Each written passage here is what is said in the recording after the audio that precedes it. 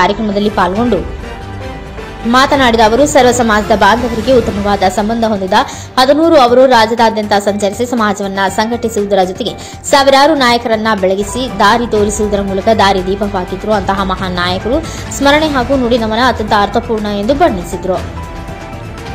ಸಮಾರಂಭವನ್ನ ಮಾಜಿ ಶಾಸಕ ಟಿ ತಿಮ್ಮರಾಯಪ್ಪ ಅವರು ಉದ್ಘಾಟಿಸಿದರು. ಮಾದಿಗ ದಂಡೋರ ರಾಜ್ಯ ಅಧ್ಯಕ್ಷ ಬಿ ನರಸಪ್ಪ, ರಾಯಚೂರು ಭಾವಚಿತ್ರ ಪುಷ್ಪಾರ್ಚನೆ ನಡೆಸಿದರು. ದಾವಣಗೆರೆ ಜಿಲ್ಲಾಧ್ಯಕ್ಷ ಎಚ್ಸಿ ಗುಡ್ಡಪ್ಪ ಅಧ್ಯಕ್ಷತೆಯನ್ನು ವಹಿಸಿದರು. ರಾಜ್ಯದಾದ್ಯಂತ ಮಾದಿಗ ದಂಡೋರ ಸಮಿತಿ ಜಿಲ್ಲಾ ವಿಭಾಗ, ತಾಲೂಕಾ, ಗ್ರಾಮ ಘಟಕಗಳ ಅಧ್ಯಕ್ಷರು, ಪದಾಧಿಕಾರಿಗಳು ಅಪಾರ ಸಂಖ್ಯೆಯಲ್ಲಿ ಪಾಲ್ಗೊಂಡಿದ್ದರು. Sharanappa, NKS TV 4 news, Gangavathi. Madiga Dandora Davanagere ಜಿಲ್ಲಾ ಸಮಿತಿ ವತಿಯಿಂದ ಮಾದಿಗ ದಂಡೋರ ಪ್ರಥಮ ರಾಜ್ಯಾಧ್ಯಕ್ಷರ ಮಾಪಣ್ಣ ಹದನೂರು ಅವರ ಒಂದು ನುಡಿಗಳು ಅಂದ್ರೆ ನಮಗೇನೇನು ಅವರು ಹೇಳಿದ್ದಾರೆ ಸಮಾಜಕ್ಕೆ ದುಡಿಬೇಕಂತ ಸಂದರ್ಭದಲ್ಲಿ ಅಂತಂದು ನಾವೆಲ್ಲರೂ ಒಟ್ಟಿಗೆ ಆಗತಕ್ಕಂಥ ಒಂದು ಕಾರ್ಯಕ್ರಮ ನಮ್ಮ ಗುಡ್ಡಪ್ಪನವರು ಸೇರಿದ್ದಾರೆ.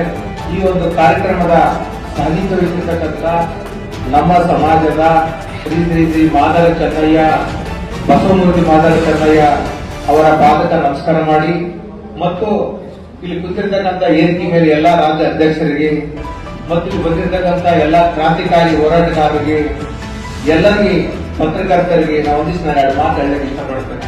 ಇವತ್ತು ಎಲ್ಲರೂ ಭಾಷಣಗಾರೇ, ಬಟ್ ಮಾತಾಡಲಿಕ್ಕೆ ಸಮಯ ಇಲ್ಲ. ಆದ್ರೆ ಎರಡು ನಿಮಿಷದಲ್ಲಿ ಮಾತಾಡಿ ಗುರುಗಳಿಗೆ ಕೂಡ ಅವಕಾಶ. ಆ ಗುರುಗಳು ನಮಗೇನು ಆಶೀರ್ವಾದ ಮಾಡ್ತಾರೋ ಆ ಆಶೀರ್ವಾದಗಳನ್ನು ನಾವು ತಗೊಂಡು ಮುಂದುವರೆದ ಮಾತನ್ನು ಹೇಳ್ತೀನಿ. ಈ ಸಂಧಾನ ಸಭೆ ನಾವು ಮೊನ್ನೆ ಬೆಳಗಾವ್ ಕಾರ್ಯಕ್ರಮದಲ್ಲಿ ಮಾದರ ಚೆನ್ನಯ್ಯ ಸ್ವಾಮೀಜಿಯ ನೇತೃತ್ವದಲ್ಲಿ ಮಾಪಣ್ಣ ಹದನೂರು ಅವರಿಗೆ ಅವತ್ತು ನಾವು ಬೆಳಗಾವಿಯಲ್ಲಿ ಕೂಡ ಅವರಿಗೆ ಆತ್ಮಕ ಶಾಂತಿ ಸಿಗಲಂತ ಮಾದರ ಚೆನ್ನಯ್ಯ ಅವರು ಅವತ್ತೆಲ್ಲ ಕೋರಿದಿವಿ. ಕೋರಿದ ನಂತರ ನಮ್ಮ ಈಗಿರ್ತಕ್ಕಂಥ ಮಾದೇವಪ್ಪ ಸಚಿವರು ಬಂಧುಗಳು ಇವು ಸಂತಾನ ಸೂಚಿಸಿದ್ರಿ ಮಾಪಣ್ಣ ಹದನೂರಿಗೆ, ಅದರಲ್ಲಿ ನಮ್ದು ಒಂದು ಅವರ ಆತ್ಮಕ ಶಾಂತಿ ಸಿಗಲಿ ಅಂತ ಗೌರವವಾಗಿ ಹೇಳಿದ್ರು. ಯಾಕೆ ಹೇಳಿದ್ರು ಅಂತಂದ್ರೆ ಮಾಪಣ್ಣ ಹದನೂರು ಅವರು ನಮಗೆ ಎಷ್ಟು ಗೊತ್ತು ಎಲ್ಲಾ ಸಮಾಜಕ್ಕೆ ಅಷ್ಟು ಅವರು ಸಮಾಜದ ನಾಯಕ ಅಂತ ಒಂದು ಗುರುತಿಸಿದ್ದಾರೆ. ಅವರು ನಾಯಕರ ತಾವಷ್ಟೇ ಆಗಿಲ್ಲ, ನಮ್ಮಂತ ಸಾಕಷ್ಟು ಹೋರಾಟಗಾರನ ರೂಪಿಸಿ ತಿರುಗಾಗಿರ್ಬೋದು, ನಮ್ಮಂತ ಸಾಕಷ್ಟು ರಾಜ್ಯಾಧ್ಯಕ್ಷರು ಗುರುತಿಸಿ ಸಮಾಜದ ಸೇವೆ ಮಾಡಲಿಕ್ಕೆ ಅವ್ರು ಮಾರ್ಗದರ್ಶನ ಮಾಡಿದ್ದಾರೆ. ಅವ್ರ ಮಾರ್ಗದರ್ಶನದಲ್ಲಿ ಹೋಗ್ತಾ ಇದೀವಿ. ಒಂದು ಹೇಳಿಕ್ಕೆ ಇಷ್ಟಪಡ್ತೇನೆ, ಅವರು ಹತ್ರದಿಂದ ನಾವು ನೋಡಿ ಅವ್ರ ಆಸ್ತಿಗಳನ್ನು ನೋಡಿದ್ವಿ.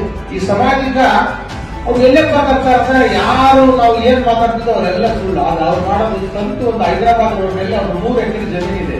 ಒಂದೊಂದು ಫ್ಲಾಟ್ ಕನಿಷ್ಠ ದುಡ್ಡಿ ಬೆಲೆ ಕೊಡುವಂಥದ್ದು ಕೂಡ ಕೊಟ್ಟು ತಗೊಳ್ಳೋದು ಸಮಾಜ ಸೇವೆ ಮಾಡೋದು, ತಗೊಳ್ಳೋದು ಸಮಾಜ ಸೇವೆ ಮಾಡೋದು. ಆ ಸ್ವಲ್ಪ ಹೇಗೆ ಹೋಗೋದು ಅದರಾಗೆ ಮಕ್ಕಳಿಗೆ ಒಂದು ಹೋಟ್ಲ ಒಂದು ಗಂಟೆ ಬಾರಿಗಳನ್ನ ಮಕ್ಕಳಿಗೆ ಹೆಸರಿನಲ್ಲಿ ಇದು ಮಾಡಿದ್ರು.